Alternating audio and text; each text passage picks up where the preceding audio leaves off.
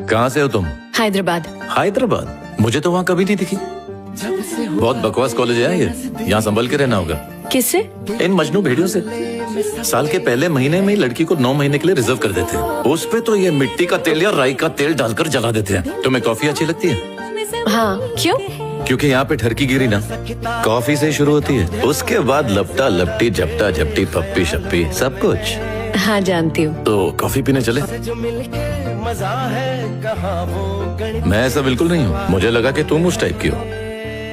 ऋषि, कल मुझे कॉफी के लिए पूछकर कहाँ गायब हो गए? Bad luck. बिल्कुल सही कहा तुमने। कॉलेज में ऐसे नमूने बहुत हैं। मैं अपना सामान खुद उठा सकती हूँ। थैंक्स। ये कौन, मेरा चाचा उठाएगा? तू ही आजा, कॉफी पीते चल।